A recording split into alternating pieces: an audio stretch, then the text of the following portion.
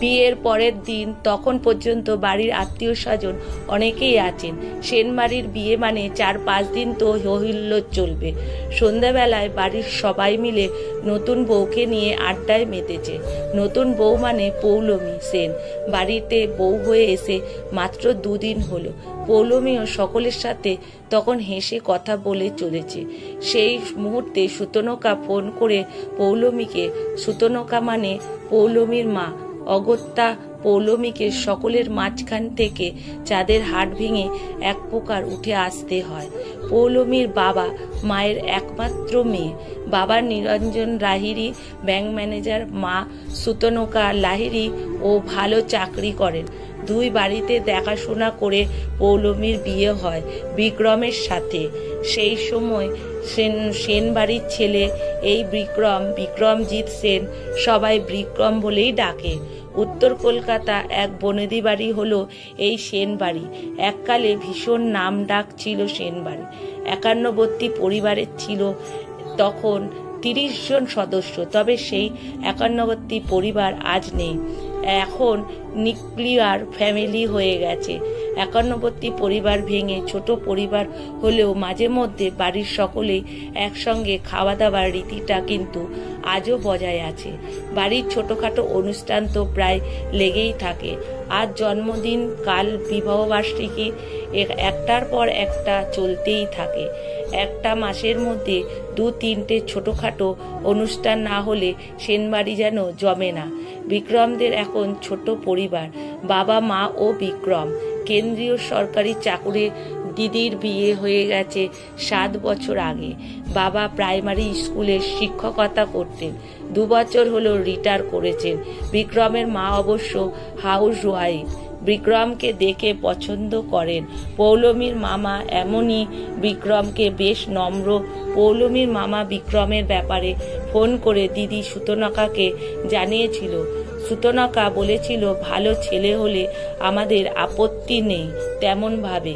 পৌলমী সুন্দরী, কম কথা বলে, লাজুক মেয়ে। কারোর সাথে একবার পরিচয় হয়ে গেলে কি করে আপন করে নিতে হয় সেটা পৌলমী ভালো করেই জানে। জুলজিতে এমন এমএসসি করেছেন, তবে পৌলমী এখনো চাকরি পায়নি। ছোট থেকে পৌলমী কড়া শাসনে মানুষ। বন্ধু বান্ধবীর সঙ্গে নিতান্ত অল্প পড়াশুনো আর গান বাজনা, এই নিয়েই তার জগৎ। বাইরের জগতের সঙ্গে পৌলমী মেলামেশা একটু কম। তার কারণ পৌলমী মা বাবা পছন্দ করতেন না পৌলমী বাইরে কারোর সাথে মিশুক। ইচ্ছে থাকলেও কখনো কারোর সাথে প্রেম করা হয়ে ওঠেনি। প্রেমের প্রস্তাব যে পায়নি এমনটাও নয়। প্রেম করলেই সেটা পৌলমীর মা বাবা মেনে নেবে না, সেটা পৌলমী ভালোভাবেই জানতো। তাই কারোর সাথে প্রেম করে সেই সৎসাহস করতে পারেনি পৌলমী। অনেকেই ভাবে পৌলমী হয়তো অহংকারী, এমন কথা পৌলমীকে শুনতে হয়েছে। সুন্দরী বলে মাটিতে পা পড়ে না। পৌলমী আসলে এমনটা নয়।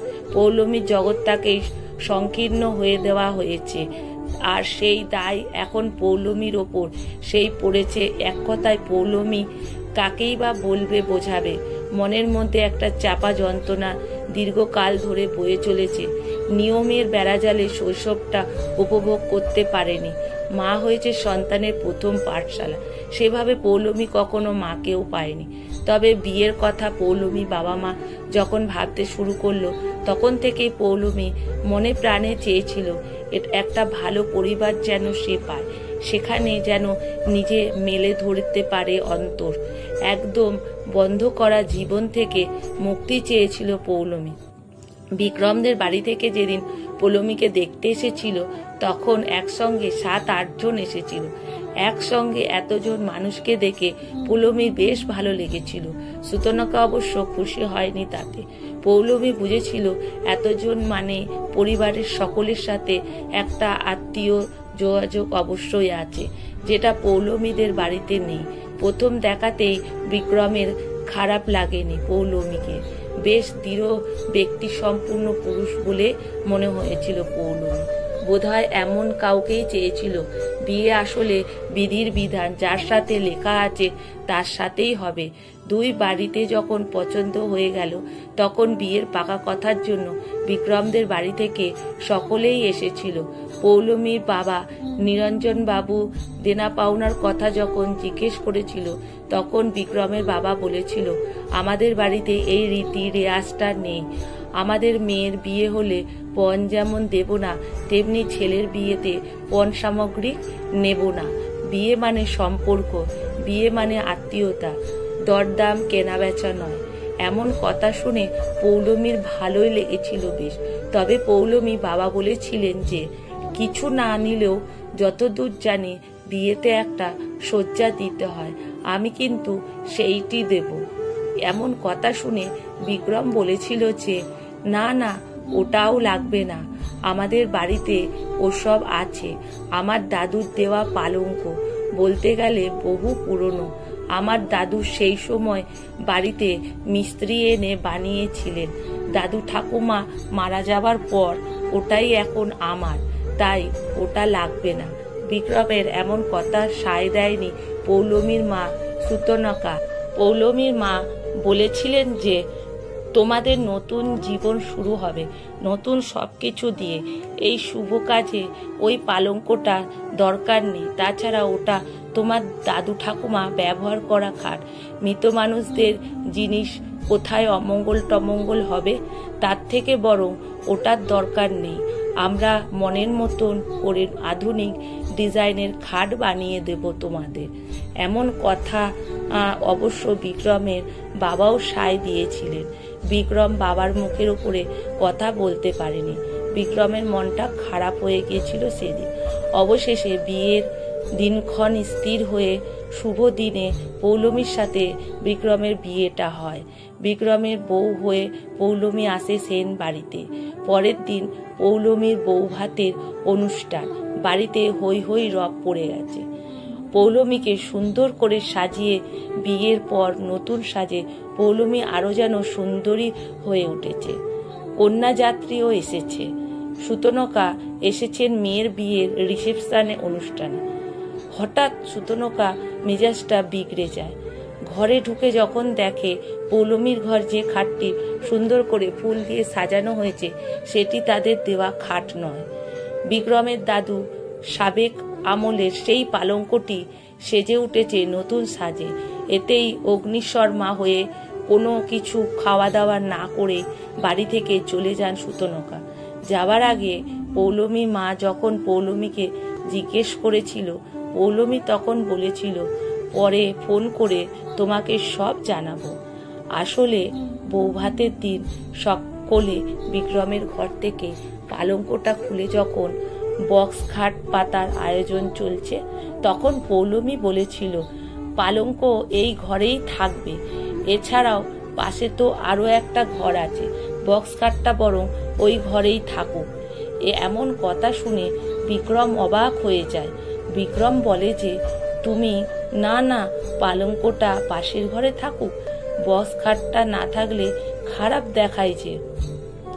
কোনো কিছু খারাপ দেখাবে না, আমি তো বলছি।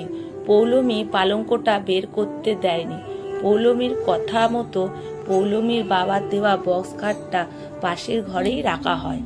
সেই সময় পরে বিক্রম পৌলমীকে জিজ্ঞেস করেছিল যে পৌলমী, তুমি এটা করলে কেন? পৌলমী তখন বলেছিল যে আমি জানি এই পালঙ্কটাই তোমার ভীষণ প্রিয়।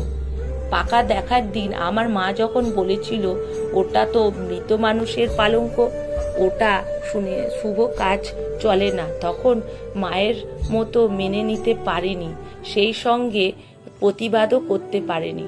আর চোখের লক্ষ্য করেছিলাম তোমার ভিতরকার কষ্টটা। বড়দের মুখের ওপরে সব সময় কথা বলা যায় না ঠিকটা যেন, তখন অনুভব করতে পারি যন্ত্রণাটা, যেটা আমি অনেক বছর ধরে পেয়েছি। যে পাখিটা শিকলে বাঁধা থাকে সেও যে উঠতে পারে সেটা সে ভুলে যায়। আজ যখন শিকল কাটতে পেরেছি তখন এক আকাশে স্বাধীনতাও পেয়েছি। তাছাড়া আমি নিজের সায়েন্স পড়েছি, তাই এই যুক্তি কি করে মানব? যার সাথে সারা জীবন থাকবো তার পছন্দটাকে মূল্য দিতে পারলে তার থেকে ভালোবাসা আদায় করব কিভাবে? আমাদের বিয়েটা তো প্রেম করে নয়, দেখাশোনা করে। তাই জীবনে শুরুটা কোনো অপছন্দ দিয়ে হোক, এটা আমি চাই না। আর এই পালঙ্কটা আমার বেশ পছন্দ, এটা ঐতিহ্যকে ধরে রাখতে হয়। তাই আজকের দিনে একে অপরের ভালোবাসার আনন্দ মেতে উঠে বরং প্রেমটা শুরু হোক আজ থেকে। এমন কথাতে বিক্রমের মনে আকাশ জয় করে নেয় পৌলমী। বিক্রম বলে, জানো পৌলমী, এই পালঙ্কটা আমার সত্যিকারের ভীষণ প্রিয়। আমি ছোটবেলায় আমার দাদু ঠাকুমার কাছে ঘুমোতাম। ঠাকুমা কত গল্প বলতো। 7 সমুদ্র 13 নদীর পারে থাকতো এক রাজকন্যা। ঠাকুমা সেই রাজকন্যার গল্পটা বলতো, আমি মনে মনে সেই রাজকন্যাকে ভাবতাম। চোখ বন্ধ করলে সেই রাজকন্যা আসতো। আর আজও সেই রাজকন্যা, রূপকথার রাজকন্যাকে দেখেছি পৌলমী। তবে চোখ বন্ধ করে নয়, চোখ খুলেই আমার সামনে। আমার মনের মতো তুমি, শুধু সেই রূপকথার রাজকন্যা পৌলমী। অনেক অনেক ভালোবেসে ফেলতাম আজ। যাই হোক, সেসব কথা মায়ের ফোন পেয়ে ভরা আসরে আড্ডা থেকে সরে এসে পৌলমী ফোনটা রিসিভ করেই বলে, হ্যাঁ মা বলো। তোর মতো মেয়ে এই জঘন্য কাজটা মেনে নিল কি করে? এটা ভাবতেই তো অবাক হচ্ছি। আমি সত্যি ভাবতে পারছি না যে তোর মতো মেয়ে হয়ে তুই আমার কথা অমান্য করলি। আর কিছু বলবে মা? এখন এইসব কথা বলার সময় নয়। বাড়িতে অনেক লোকজন আছে, আমি সবার সাথেই ছিলাম। তোমার ফোন পেয়ে উঠে এসেছি, তাই বেশ কথা বলতে পারবো না। আমাকে সবাই খারাপ ভাবতে পারে। আর কাল সকালে সবাই চলে যাবে, তাই এই সময়টুকু ওদের সাথে কাটায়। তোর মায়ের খারাপ লাগাটার কথা একবারও ভাবলি না? মাকে ছোট করে দিলি, এখন ওদের খারাপ লাগার কথাটা ভাবছিস? আজ ওর তোরা আপন হয়ে গেল, তোর এইসব বলতে লজ্জা করে না? আমি তো ভুল কিছু করিনি মা, যেটা ঠিক মনে হয়েছে সেটাই আমি করেছি। মায়ের মুখের ওপরে কথা বলছিস? তা কার বুদ্ধিতে ওইসব পালঙ্ক টালঙ্ক রয়ে গেল ঘরে? আমি নিজেই বলেছি মা। বিক্রম বলেছিল ঘর থেকে বের করে দেবে, আমি রাজি হইনি। ওই পালঙ্কটা বিক্রমের খুব প্রিয়।